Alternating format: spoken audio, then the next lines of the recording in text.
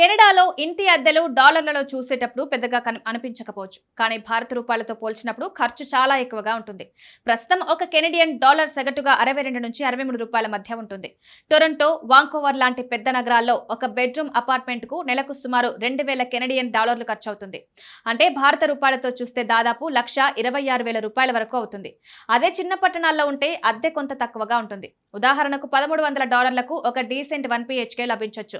ఇది సుమారుగా 81,900 రూపాయల వరకు వస్తుంది. విద్యార్థులు, నూతనంగా వెళ్లిన వారు ఎక్కువగా షేరింగ్ లో నివసించడం వల్ల కొంతవరకు ఖర్చు తగ్గుతుంది.